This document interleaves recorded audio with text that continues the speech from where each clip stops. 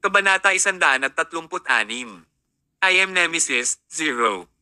Tila nasabi ni Tear Summers ang isipan ng lahat ng naruroon. Pagamat walang sumagot sa tanong niya, sapat na ang kanilang pananahimik para makuha ni Tear ang kanilang punto. Mr. Summers, medyo nag-aalala si Max Cheever. Nag-aalala siyang baka magalit si Tear sa mga suwail na ito. Huwag kang magsalita. Ito talaga ang kailangan ko. Hindi maiwasan ni Tear na maalala ang nangyari 6 na taon na ang nakakaraan. 6 na taon na ang nakalilipas, dinala siya ng matandang pulubi kay Rain. Pagkatapos ay lumipat siya upang itayo ang Regal para sa kanyang sarili. Siyempre, hindi nagsimula sa simula si Tear pagdating kay Rain. Pinigyan siya ng matandang pulubi ng malaking halaga ng pera pati na rin isang kulungan ng aso. Eksaktong katulad ng narito ngayon ang ibinabang aso sa Rain. Mahigit sa 100 hindi sumusukong mga individual ang nasa kanilang pinakawalang pag-asa na kalagayan na binigyan ng 1 segundo. Pagkakataon sa buhay salamat sa kabutihang loob ng matandang pulubi. Magmula noon, ang kulungan ng aso ay naging tanging tahanan nila. Noong panahong iyon, wala si Tear para kunin ang kulungan ng aso. Sa halip, naroon siya upang maging bahagi ng malaking pamilya sa kulungan ng aso. Sa kulungan ng aso, nakatanggap siya ng pinaka-nakakatakot na pagsasanay kasama ang iba. Araw-araw, nahaharap siya sa pinakamasamang laban.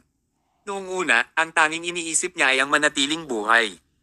Hindi lang siya kinailangang lumaban sa iba't ibang hayop sa kulungan ng aso, kundi kailangan din niyang harapin ang banta ng kanyang mga kasama. Bawat isa sa kanila ay nabaliw sa pagpapalakas ng kanilang sarili. Ang mga bagay na pinapahalagahan ng mga taong muling isilang na ito ay hindi pera o kapangyarihan. Sa halip, pinahahalagahan nila ang kaluwalhatian at paggalang. Samantala, ang pinakamalakas na individual lamang ang igagalang at luluwalhatiin ng iba. Sa makatuwid, lahat ng tao sa dog shed ay sabik na maging pinakamalakas na tao na dapat igalang ng lahat. Nagtagal si Tear ng 1 buong taon para talunin ang lahat sa dog shed para maging pinakamalakas na individual. Kaya naman, siya ay kinoronahan bilang hari ng kulungan ng aso. Nang maglaon, dinala niya ang grupong ito ng mga miyembro ng alas at itinatag ang Regal Palace sa Rain. Sa loob ng 3 taon, naging malaking organisasyon ang Regal Palace sa Rain. Simula noon, opisyal na pinangalanan ang dog shed bilang Nemesis. Hindi lamang ito ang gulugad ng Regal Palace, ngunit ito rin ang ubod ng espiritu at paghahangad ng Regal Palace. Hindi sinasadya, naalala ni Tear ang epic battle noong 1 taon. Sa labanang iyon, nanalo ang Regal Palace sa halaga ng pagkawala ng halos lahat ng miyembro ng Nemesis para patatagin ang kanilang posisyon sa Rain.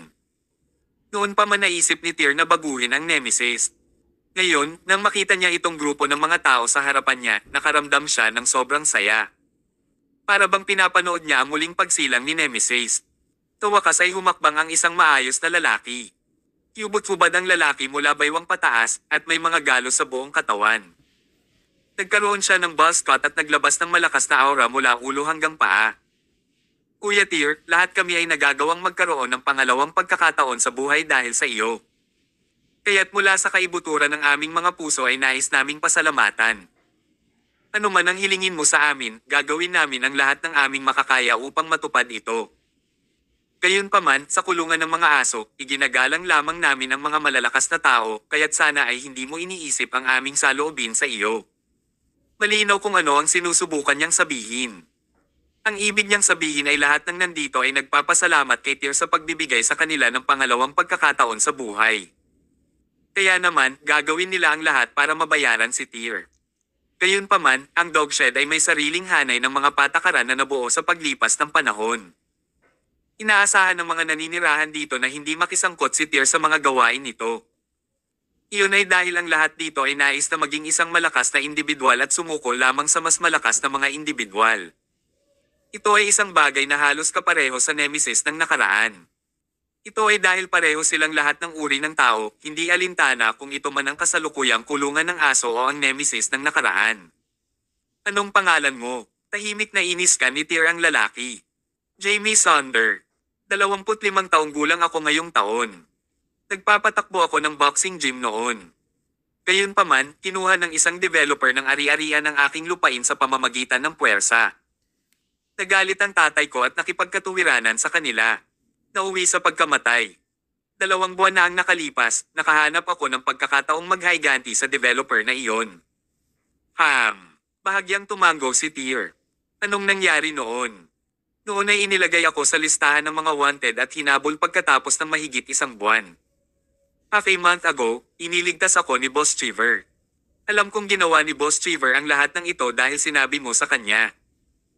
Kaya't nagpapasalamat ako sa iyo mula sa sakaibuturan ng aking puso, gayunpaman, ayon sa mga alituntunin ng kulungan ng aso, maaari lamang akong magpasakop sa malakas. Bago pa matapos ni Jamie ang kanyang pangungusap, pinutol na siya ni Tyr. Ano ang ranggo mo sa kulungan ng aso? Sandaling natigilan si Jamie. Bukod kay Matthew, walang makakatalo sa akin. Number 2 ako, pagmamalaki niya. Sinabi ni Boss Cheever na kapag sapat na ang mga miyembro namin, papayagan niya kaming lumaban sa isa't isa para maitatag ang aming mga ranggo. Naniniwala ako na matatalo ko si Matthew Collins balang araw at maging numero 1. Huminga ng malalim si Tyr bago ngumiti ng walang ngipin. 0 ako. Nemesis, 0. Ano? Nataranta ang lahat pati si Jamie sa sinabi ni Tyr. Ano ang Nemesis? Anong 0 ang sinasabi niya? Ano ang ibig sabihin ng lahat ng ito? Gayunpaman, walang ipinaliwanag si Tyr. Sa halip, naging mas nakatuon ang kanyang tingin. Jamie Sonder, sige atakihin mo ako. Atake.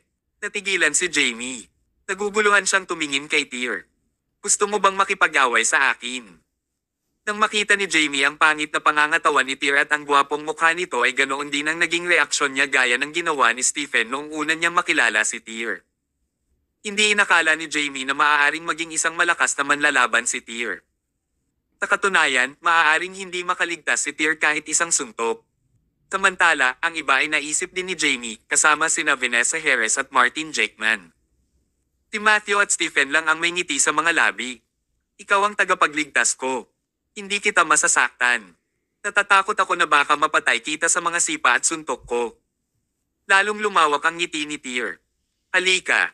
Kung kaya mo akong patayin, bibigyan kita ng $1 trilyon. $1 trillion. Do you mean banknotes in hell? Is that a threat? Are you trying to make me go easy on you? Galit na tanong ni Jamie. Biglang tumakbo ang iniisip ni Jamie. Noong una, ayaw niyang atakihin si Tyr. Pero, inis na inis siya sa sinabi ni Tyr. Ginagalit mo ako. Nagtaas ng kamao si Jamie. Isang malakas na aura agad ang bumalot sa kanya. Sumisisid siya ngayon kay Tyr habang naka-extend ang kamao. Sa katunayan, nakapatay lang si Jamie ng 2 combat hounds noong nakaraang gabi gamit ang kanyang kamao. Gayunpaman, ang suntok niya ay walang iba kundi ang manipis na hangin. Si Tyr na kanina pa nasa harap ni Jamie ay nawala na sa paningin ni Jamie. Bago pa makapag-react si Jamie, naramdaman niyang bumigat ang katawan niya. Ilang sandali pa, naramdaman niyang para siyang nabangga ng truck. Boom! Kabanata 137. Mga tao mula sa Prime City. Ang malakas na tunog ay nagulat sa lahat ng naruroon. Ang mga combat hounds sa kulungan ng aso ay nagsimulang yumangal ng tuwang-tuwa.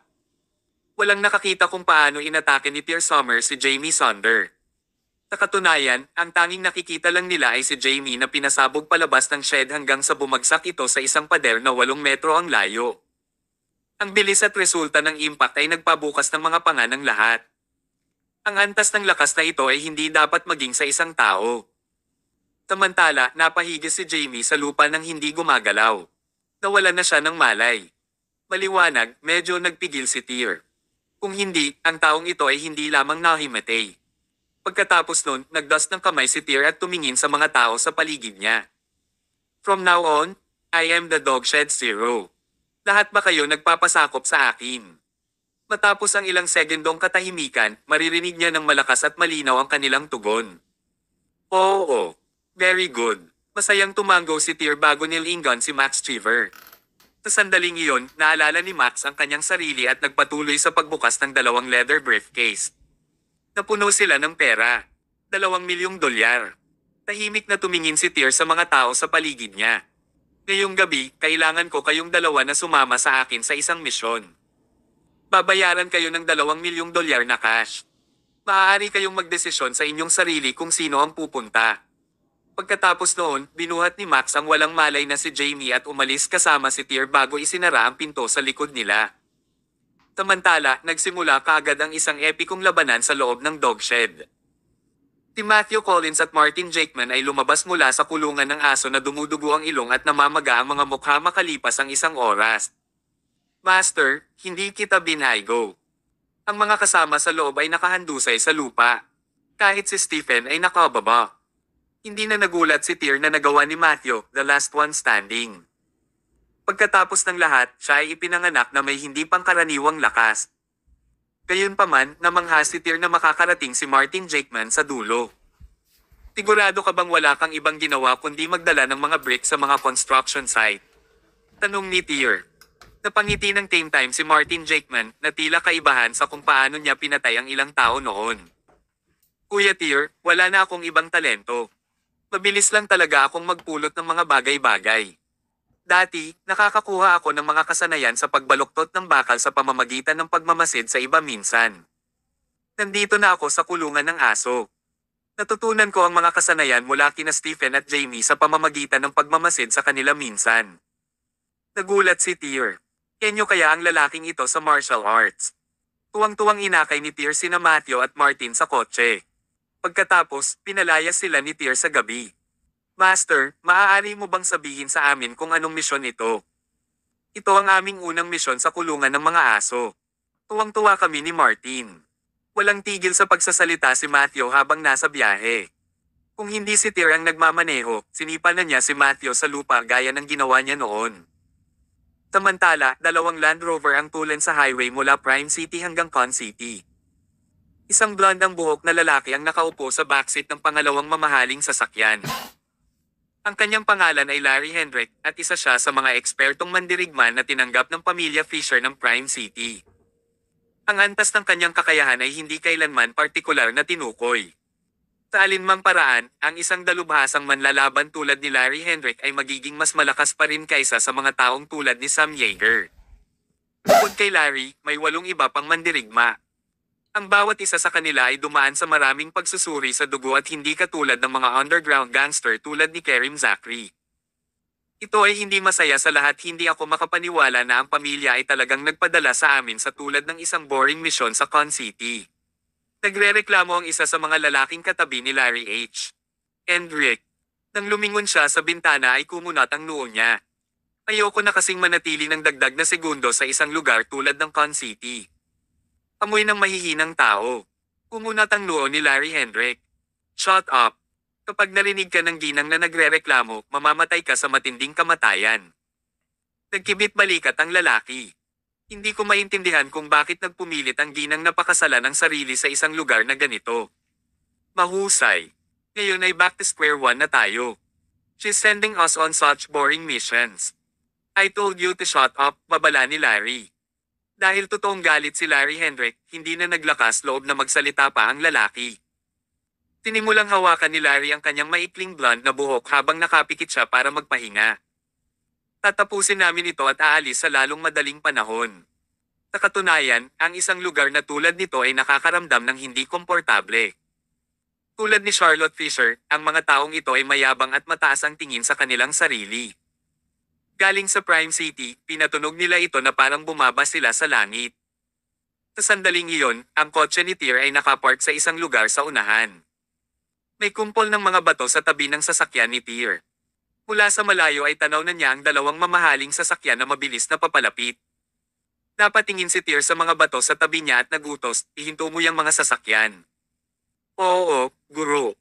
Sumunod si Matthew sa gitna ng kalsada nang walang sinabi pa. Hindi ni kaimik si Martin na ililipat na sana ang mga bato sa gitna ng kalsada. Sabi ko gumamit ka ng bato. Bato. Muntik nang mahulog sa lupa si Tyr. Kailan kaya sisimulang gamitin ng knucklehead na ito ang kanyang utak? Agad na sinipa ni Tyr ang isang malaking bato at ito ay tuluyang bumagsak sa gitna ng kalsada. Ang paparating na sasakyan ay biglang huminto. Kumunat ang noo ni Matthew at tumingin kay Tyr. Guro, mapipigilan ko talaga sila gamit ang aking mga kamay. Anong nangyayari? Nagmulat ng mata si Larry Hendrick. Parang naiinis siya. May nakatayo sa daan, sabi ng nasa harap ng sasakyan sa intercom. Tingnan mo, utos ni Larry. Bumukas ang mga pinto ng Land Rover sa harapan at dalawang malalakas na lalaki ang tumalon bago sila nagsimulang maglakad patungo kay Matthew. Sino ka at ano ang gusto mo? Mariin na ikinuyom ni Matthew ang kanyang mga kamao at sinimulang ipakita ang kanyang muscular biceps ng mabangis. Ang daan na ito ay pag-aari ko. The trees are my. Blay. Are you people from the Prime City's Fisher family? Natigilan ng dalawang lalaking nakatayo sa tapat ni Matthew. Bago pa sila makasagot ay sinugod na sila ni Matthew. Ang kanyang malakas na suntok ay dumapo sa isa sa mga walang kalaban-laban na lalaki, dahilan upang siya ay lumipad ng 8 metro palayo. Ang ibang lalaki ay na-freeze sa pwesto. What the hell? Hindi man lang kita sinasagot. Habang gulat na gulat pa rin ang lalaki, si Martin naman ang sumugod sa kanya mula sa kabilang linya. Katulad nito, ang kanyang suntok ay nagpalipad sa lalaki. Gulat na gulat si Larry Henrik at ang iba pang nasa likod. Tinasadya ba nilang hamarang sa daraanan natin? Bumaba ka sa kotse at patayin mo sila. Kabanata 138. Ipinagbabawal na lupain ng Diyos. Bumukas ang mga pinto ng dalawang sasakyan nang lumabas ang 8 ekspertong manlalaban mula sa pamilya Fisher ng Prime City. Tulad ng isang pakete ng mga gutom na lobo, sinisingil nila sina Matthew Collins at Martin Jakeman. Kaagad, naramdaman ni Matthew at Martin na nagsimulang kumulo ang kanilang dugo. Ang sandaling iyon ay nagpaalala sa kanila kung paano ito noong nagsanay sila sa kulungan ng aso. Agad na tumaas ang adrenaline sa kanilang katawan. Ito ang una nating labanan palayo sa kulungan ng mga aso. Kailangan nating gumanap ng maayos. Hindi natin hahayaang murahin tayo ni Master. Tuwang-tuwa si Matthew na duguan ang mga mata. Parang baliw na toro, sinisingil niya ang kanyang mga kalaban. Kasabay nito, mahinang ungol ang pinakawalan ni Martin at nakisabay sa saya. Sa sandaling magsimula ang labanan, ang mga iyak ng sakit ay narinig. Tina Matthew at Martin ay dinaig ang mga dalubhasang mandirigma mula sa pamilya Fisher ng Prime City. Sa katunayan, halos wala silang pagkakataon na lumaban. Nagulat si Larry sa kanyang nakita. Sino ang dalawang ito? Bakit ang isang maliit na lugar tulad ng Con City ay may napakalakas na mandirigma? Sa loob ng 1 minuto, kalahati ng mga tauhan ni Larry ay natalo. Sa oras na iyon, si Martin ay nakikipaglaban sa 3 kalaban ngunit mayroon pa ring ganap na kalamangan. Samantala, kinasuhan naman ni Matthew si Larry. Ano ito? Agad na naramdaman ni Larry na ang mga bagay ay hindi naging tama. Gayunpaman, hindi siya umatras. Sa halip, inilabas niya ang isang maliit na kutsilyo na hanggang daliri at nagsimulang gumalaw patungo kay Matthew. Tila mas mabilis pang kumilos si Larry kaysa kay Sam Yeager noong nakaraan. Kung siya ay lumaban kay Matthew 1 buwan na ang nakalipas, hindi na maipagtanggol ni Matthew ang kanyang sarili. Kung tutusin, hindi man lang nakalaban ni Matthew at Stephen si Sam Yeager nang magkatrabaho sila noong 1 buwan. Gayunpaman, ngayon, si Matthew ay tulad ng ibang tao na dumaan sa isang malaking pagbabago. Malinaw niyang inaasahan ang galaw ni Larry at ang kanyang pinagdaanan. Pagkatapos ng 1 buwan ng may-sensi ng pagsasanay sa dog shed na maihahambing sa nakamamatay na pagsasanay, si Matthew ay naging ilang beses na mas malakas. Balasahin. Gayunpaman, masyadong mabilis si Larry. Kahit na alam ni Matthew kung ano ang gagawin sa kanyang isip, ang kanyang malaking katawan ay hindi makapag-react sa oras. Bumaba ang kutsilyo ni Larry sa balikat ni Matthew. Nagsimulang bumulwak ang dugo mula sa bukas na sugat. Kahit sinong normal na tao ay mapasigaw sa sakit pagkatapos laslasin ng ganoong kutsilyo. Gayunpaman, sa pagtataka ni Larry, kumilos si Matthew na parang walang nangyari. Kung tutusin, halos hindi sumimangot si Matthew, pati na rin ang pagsigaw. Sa halip, tumalikod siya at sinimulang salakayin si Larry gamit ang kanyang kamao. Sa tuwing hindi makakalampas ng suntok si Matthew, sasabak si Larry sa pamamagitan ng slash. Sa loob ng ilang segundo, 8 tama ng kutsilyo ang iniwan ni Larry sa katawan ni Matthew. Gayunpaman, si Matthew ay tila hindi naabala sa mga sugat. Sa halip, lalo siyang naging mabisyo. Pagkaraan ng 1 minuto, natalo ni Martin ang iba pang mga tauhan ni Larry at nabali pa ang lahat ng kanilang mga paa. Samantala, mahigit 10 beses nang nilaslas ni Larry ang katawan ni Matthew. Nagsisimula ng magpanik si Larry habang nagtataka kung bakit hindi naapektuhan ng mga sugat ang malaking lalaking ito. Bang! Sa wakas, pinalo ni Matthew ng suntok ang dibdib ni Larry nang magambala siya sa sarili niyang mga iniisip.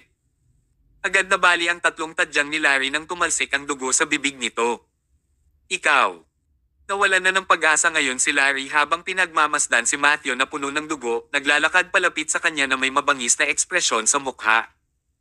Wala kang magagawa sa akin sa kabila ng paglasla sa akin ng 10 beses. Sa kabilang banda, isang suntok lang ang kailangan ko para mapababa ka.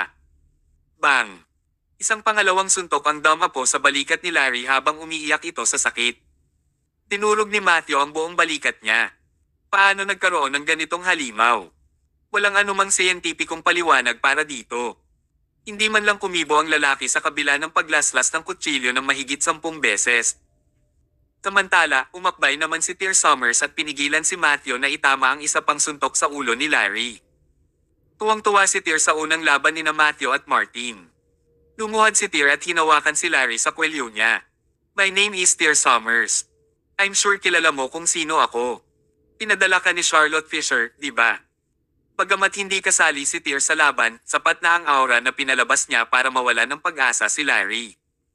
Hindi kita papatayin ngayon. Pero hindi dahil natatakot ako sa pamilya Fisher mula sa Prime City. Sa halip, gusto kong maghatid ka ng mensahe sa kanila sa ngalan ko. Yung mga mayayaman mong pamilya sa ang Prime City ay palaging minamalas ang Riverdale Province sa tingin mo ay mga hari ka sa mga tao. Gayunpaman, mula ngayon, ang Con City ay tatawaging Forbidden Land of God. Nawala agad ang isip ni Larry nang marinig ang mga katagang iyon. Ang mga salitang Forbidden Land of God ay paulit-ulit sa kanyang isipan. Ang Forbidden Land of God ay isang lugar na kahit isang hari ay hindi maglakas loob na tumuntong. Mamamatay ang sino mang pumasok. Kinagabihan, biglang nagising si Charlotte Fisher mula sa kanyang panaginip.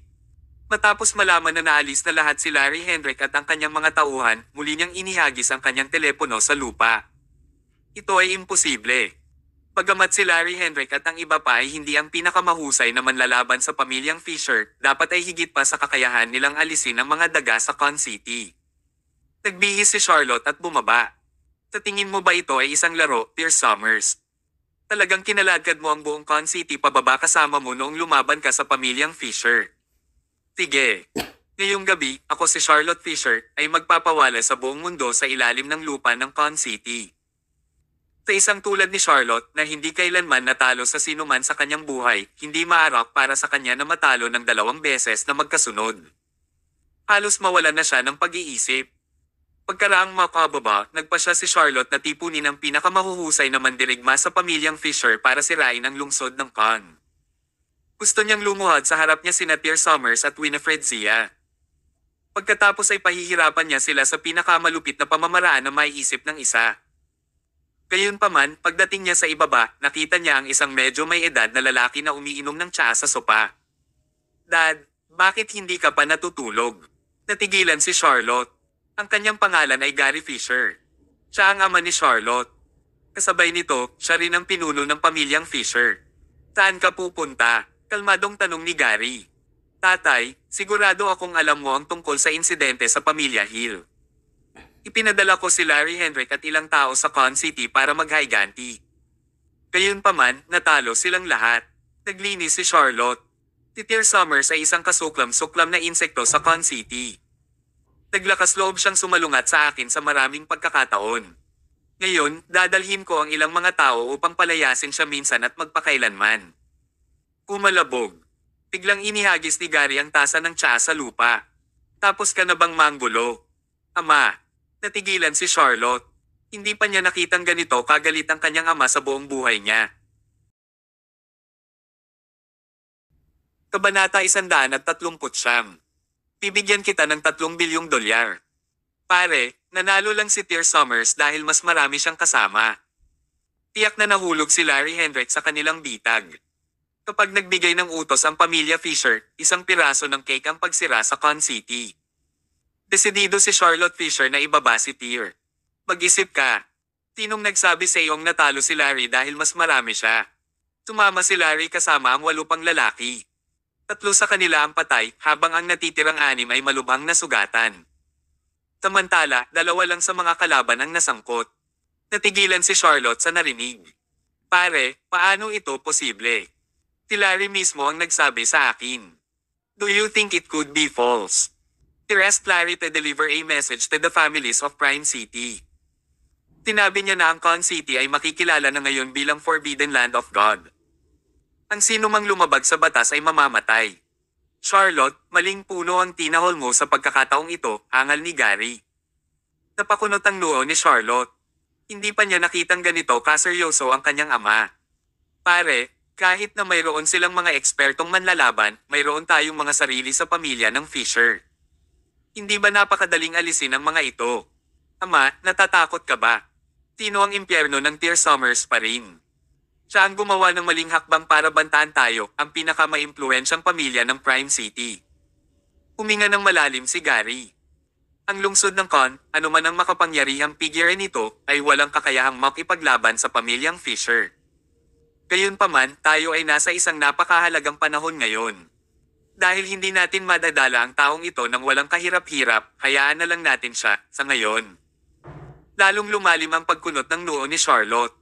Maliwanag, hindi siya natutuwa sa desisyon ng kanyang ama. Pare, hindi ko pwedeng hayaan na lang ito. Tinusuway mo ba ako? Tinitigan ni Gary si Charlotte. Hindi ko sinasabing hindi mo ito maaayos. Hindi pa ito ang tamang panahon. Malapit nang magkaroon ng makabuluhang earth-shattering event sa Prime City. Bago iyon, hindi ka dapat kumilos ng padalos-dalos. Patawarin kita kung ano ang nangyari kay Larry Hendrick, ngunit kung mangyari muli ang ganitong bagay, hindi ako papayag na. Pumalik ka sa kama. Umalis si Gary na tulala nang matapos ang kanyang pangungusap. Matagal na nanatiling nakatayo si Charlotte sa kinaroroonan niya. Isang makabuluhang earth-shattering event sa Prime City. Maganap na ba ang planong iyon sa wakas? Ilang taon na namin itong pinaghahandaan. Nang maisip ito ni Charlotte, isang pagkabigla ang lumitaw sa kanyang mga mata saglit bago tumingin dito. Sa mga susunod na araw, ginawa ni Charlotte ang sinabi ni Gary at hindi na itinoon ng atensyon kay Tyr at Winifred sa mga susunod na araw. Sa halip na natili siya sa Prime City at ni minsan ay hindi nakatapak sa Con City. Parang natapos na ang lahat. Makalipas ang isang linggo, tumayo si Tyr sa harap ng isang bintana sa isang kafe. Nakatingin siya sa labas sa view ng isang malaking bahagi ng construction land. Dalawang lalaki ang nakatayo sa likuran niya. Ang isa sa kanila ay si Drake Topper, habang ang isa ay isang lalaking may balbas na tinatawag na Donald Lewis. Siya ay isang big shot na nagdadalubhasa sa pagbuo ng pinakamatataas na klaseng mga villa sa Con City. Ang kanyang posisyon sa industriya ng ari-arian ay pangalawa lamang sa Carl Hill. Isa rin si Donald sa mga miyembro ng team ni Drake. Sa kasal na naganap sa City of Skies, magkasamang lumitaw sina Donald at Drake. Bagamat ang araw ay sumisikat ng maliwanag, nanatili si Tyr na nakalok ang kanyang mga mata dito ng matagal. Ang sarap niyang titigan ng araw nang hindi kumukurap. Naramdaman niyang parang hinahamon niya ang batas ng kalikasan. Donald Lewis, noong nakaraan, ang pamilya Lewis at ang pamilyang Hill ay nagbabahagi ng pantay na bahagi ng merkado ng ari-arian sa Con City. Ngayon, oras na para sa iyo na ganap na sakupin ang merkado ng ari-arian sa Con City. Pagkasabi pa lang ni Tyr ay parang excited na excited si Donald. Ang pagkuha ng nangungunang pwesto sa merkado ng ari-arian sa Con City ay naging pangarap ni Donald sa loob ng maraming taon. Gayunpaman, sa nakaraan, dahil kay Karim Zachary mula sa pamilya Hill at sa background ng pamilya Fisher ng Prime City, siya ay inilagay sa ilalim ng maraming presyon upang makipagkompetensya laban sa kanila. Sa katunayan, sa nakalipas na ilang taon, pilit na nahuli ng pamilya Hill ang karamihan sa mga gusali ng lungsod. Walang pagpipilian si Donald kundi ang ito ng kanyang atensyon sa mga villa para maiwasan ang matinding kompetisyon. Gayunpaman, ngayong patay na si Karim Zachary at ang pamilya ng Hill ay nawalan ng pamilya Fisher ng Prime City bilang kanilang pinakamalaking suporta, mas madali para kay Donald na lumaban. Brother Tyr, darating kaya ang pamilyang Fisher mula sa Prime City na naghahanap ng gulo? Bagamat nasa sabik si Drake na sa wakas ay makakamit ng kanyang matalik na kaibigan ang isang makabuluhang bagay, nag-aalala siya na masangkot ang pamilya Fisher. Kung gugustuhin nila, matagal na silang dumating. Siyempre kahit dumating yung babaeng yun, mamamatay pa rin siya. Anyway, it has nothing to do with the fact that I'm asking the Lewis family na sakupin ang merkado ng ari-arian. Ngumiti si Tyr. Ayoko lang na magpatuloy ang pamilyang Hill. Habang nagsasalita ay lumingon si Tyr kay Donald. Hanggang kailan mo kailangan tanggalin ang pamilya Hill? Mabilis na tumugon si Donald, ngayon na ang pamilya Hill ay nawala ng Karim Zachary, at walang suporta ng Prime City, lubos kong magagamit ang aking mga especially iya. Gayunpaman, ang pinakamahalagang bahagi ng pakikipagkompetensya sa merkado ng ari-arian ay ang isyu ng kapital. Kung tayo ay walang sapat na puhunan, maraming mga plano ang mahirap isagawa. Paano kung mayroon kang sapat na puhunan? Tanong ni Tier. Nagtitiwala ako na kaya kong ibagsak ang pamilya Hill sa loob ng 2 buwan ng pinakamadali. Ilang pera ang kailangan mo? Tanong ni Tier. Huminga ng malalim si Donald. Ito ay isang mahirap na tanong na sagutin dahil isang hindi maisip na halaga ng pera ang kasangkot. 2 bilyong dolyar. Matapos sabihin ang mga salitang iyon, pakiramdam ni Donald ay lalabas ang kanyang puso anumang oras. Samantala, pawis na pawis si Drake. Sa katunayan, ang merkado ng ari-arian ay hindi isang bagay na madaling makasali ng sinuman. Kahit na ang pinakamayamang tao sa Con City, hindi kayang mag-fork out ni Drake ng 1 bilyon sa kabila ng pagmamayari ng 10-10 bilyon sa kabuoang halaga. Ang paggamit ng 2 bilyong dolyar para sa corporate warfare ay isang malaking taya na dapat gawin. Gayunpaman, ang mananalo ay kikita ng napakaraming kita sa mga darating na taon kapag natapos na ang labanan. Bibigyan kita ng 3 bilyong dolyar. Ibagsak mo ang pamilya Hill sa loob ng 1 buwan. Kaya mo ba? Nang mga sandaling iyon, parehong nablangko ang isip nina Donald at Drake. Bagamat malaking halaga ang 3 bilyong dolyar na pera, ginawa ni Tier na parang 10 dolyar lamang. Gaano kay Omen si Tier? Nang makitang hindi sumagot si Donald makalipas ang mahabang panahon, medyo napakunot ang noo ni Tier. Hindi ba sapat ang 3 bilyon? Paano kung 5 bilyong dolyar? O sa tingin mo ba ay masyadong nagmamadali ang 1 buwan? Tanong ni Tier. Tama na, Kuya Tier. Kawakas ay nag-react si Donald. Higit pa sa sapat ang 3 bilyon. Bahagyang tumango si Tier. Well, masyadong maikli ba ang 1 buwan para sa iyo? Ang 1 buwan ay talagang maliit. Para kay Donald, ang 1 buwan ay talagang isang maikling panahon. Magsasalita pa lang si Donald, binigyan siya ng tingin ni Drake. Dahil malapit silang magkaibigan, naintindihan agad ni Donald ang pahiwatig ni Drake. Inalok siya ni Tier ng 3 bilyong dolyar nang walang pag-aalinlangan. Gayunpaman, bilang kapalit, pinaikli niya ang time frame sa 1 buwan. Tinadya ito ni Tier dahil ayaw niyang kumuha ng mga walang kwentang tao. Agad na binago ni Donald ang kanyang mga salita. Brother Tier, lilipulin ko ang pamilya Hill sa loob ng 1 buwan kung bibigyan mo ako ng 3 bilyong dolyar. Kabanata 140. Ang munting prinsesa ay hindi masaya. Pagkalabas ng kafe, tiningnan ni Tier Summers ang oras at nakitang 3:00 na ng hapon. Kaya naman, tinawagan ni Tier ang kanyang biyanang babae, si Helen Cole, para sabihin dito na susunduan niya si Blair Zia mula sa paaralan. Pagdating ni Tier sa pasukan ng kindergarten, katatapos lang ni Blair sa kanyang mga aralin para sa araw na iyon at papalabas na siya. Masayang lumapit si Tier kay Blair. Gayunpaman, hindi na inabot ni Blair ang kamay ni Tier ng tuwang-tuwa gaya ng dati. In fact, she was pouting a little unhappily while she glared at Tier. Anong problema, Blair? Hindi mo na ba gusto ang pagsundo sa'yo ni Daddy sa school? Susunduan na sana ni Tier si Blair nang umatras ito at umiwas sa pagkakahawak nito. Masama si Daddy. Natarante si Tier. Blair, ano bang problema mo? Wala namang ginawa si Daddy para ikagalit mo. Medyo sumimangot si Tier. Gayunpaman, hindi pa rin natutuwa si Blair habang malungkot siyang napangiti. Hindi napigilan ni Tier na hindi makaramdam ng sama ng loob nang makitang ganito ang ugali ng kanyang anak. Kasabay nito, nakaramdam siya ng hindi maipaliwanag na galit. May nangaapi na naman ba sa anak niya? Sa sandaling iyon, nagsimulang maglakad ang isang batang babaeng guro papunta kay Tier. Are you Blair's father? My name is Zeo. I am Blair's language teacher. Nagpakilala ang babaeng guro. Hello, Teacher Zeo. Nagmamadaling tumango si Tier. Kamakailan lang, nag-zone out si Blair sa klase. Tsaka umiiyak siya habang nap time. May nangyari ba sa inyo ng mama niya? Natigilan si Tier. Not at all. We get on very well. Lumingo naman si Tier kay Blair. Blair, may nangyari bang masama? May nangaapi ba sa'yo? Pwede mong sabihin sa akin. Aayusin kita. Gayunpaman, nagsimulang umiyak ng malakas si Blair. Bad daddy, bad mommy. You have been ignoring Blair. Do you plan on another boy or a girl? Kaya ba hindi mo pinapansin si Blair? Grabe kayong dalawa. Dapat hindi mo na gusto si Blair. Nagulat si Tyr. Malayo ba ang iniisip ng mga bata sa mga araw na ito? Bagamat sinadya ni Tyr na magkaroon ng isa pang anak kay Winifred, hindi nila ito nagawa. All this while, hindi pa rin opisyal na natutulog si Tyr kay Winifred. Awkward na tumingin si Teacher Zeo kay Tyr.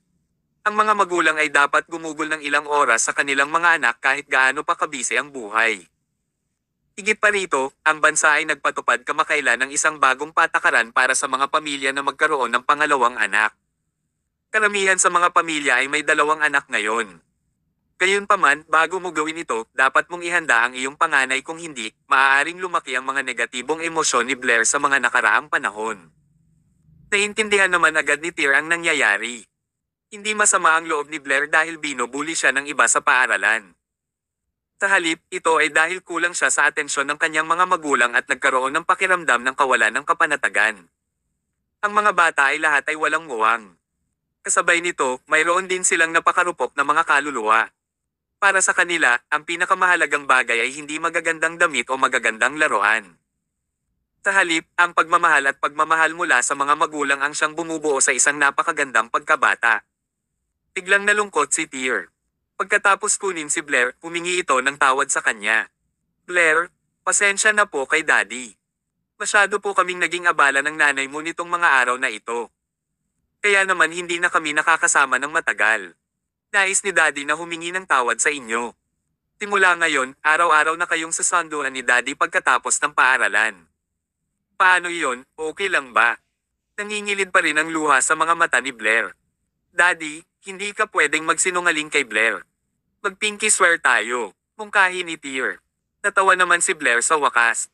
Tomorrow is a Saturday. Gusto kong pumunta sa theme park. Daddy, pwede mo bang ihatid si Blair sa theme park? Sure. Isasama ka ni Daddy at Mommy doon. Yay! Makakapunta na rin ako sa theme park. Tuwang-tuwa si Blair. Simple lang ang mundo ng isang bata. Hindi nila gusto ang maraming bagay sa materialistiko. Gayunpaman, hinding-hindi maaalis sa kanila ang pagmamahal at pagmamahal ng kanilang mga magulang. Dahil napakarupok ng puso nila, kailangan silang alagang mabuti ng mga magulang at huwag silang saktan. Samantala, ngumiti naman si Teacher Zeo sa kanila. Kahit gaano ka kabisi, dapat mong subukang gumugol ng ilang oras kasama ang iyong anak. Got it, Teacher Zeo. Salamat. Habang nakayakap si Blair, nagsimulang maglakad pa uwi si Tyr. Kinagabihan, sinabi niya kay Winifred ang mga nangyayari kay Blair. Pagkatapos marinig siya, si Winifred ay nakaramdam din ng pagkakasala. Dahil sa pag-unlad ng kanyang kumpanya, naging abala siya kaya napabayan niya ang damdamin ni Blair. Kaya naman, nagpa siya si Winifred na magpahinga ng ilang oras upang makasama si Blair sa pamamagitan ng paglabas sa kanya bukas. Kinabukasan, dumating silang tatlo sa isang malaking theme park sa Con City. Sa lalong madaling panahon, ang umaga ay lumipas na may maraming tawanan at saya. Daddy, Mommy, gusto kong sumakay sa Ferris wheel. Itinuro ni Blair ang Ferris wheel sa hindi kalayuan habang hawak niya ang isang piraso ng cotton candy sa kabilang kamay niya. Okay. Ihahatid ka ni Daddy doon. Pinuhat ni Tyr si Blair bago sila nagsimulang lumipat sa Ferris wheel. Dahil nasa theme park sila noong weekend, napakahaba rin ng pila sa Ferris wheel. Dahil gusto ni Blair na ituloy ito, ayaw ni Tyr na bigwan siya. Kaya naman, pumila silang tatlo at naghintay ng halos kalahating oras. Sobrang init. Bibili ako ng maiinom natin, sabi ni Tyr. Okay, tumango si Winifred. I think it's going to be our turn next, bilasan mo. Sige. Tumalikod si Tyr at nagsimulang tumakbo sa pinakamalapit na stall. Hindi nagtagal, dumating sina Winifred at Blair sa unahan ng pila at magbabayad na sana ng tiket ng isang malaking kamay ang tumabi kay Winifred. Umalis ka na. I'm buying the tickets for this round. Ang nagsalita ay isang lalaking nasa katanghaliang gulang na may malaking kadena na ginto sa kanyang leeg. May kasama siyang binibini na napakagara ang pananamit. Muntik nang madapa si Winifred. Mukhang natakot si Blair. Bakit mo ako tinulak? Malamig na tumawa ang lalaki.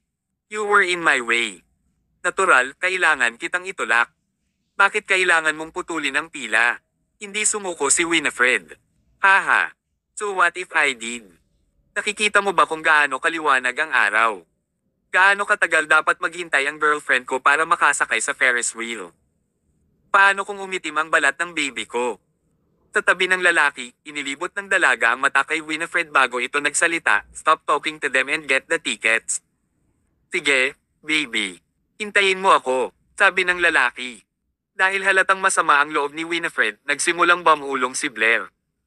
"Mommy, ang dalawang ito ay hindi maganda ang ugali. Ang iba ay kailangang maghintay sa pila. Gayunpaman, hindi nila sinusunod ang mga patakaran. Ang sabi ng aking guro ay ang mga katulad nila ay immoral." Nang marinig ng lalaki ang sinabi ni Blair ay agad itong lumingon at galit na itinuro ito. "You stupid little kid, what did you just say? I dare you to repeat it. Naniniwala ka ba na sasampalin kita?"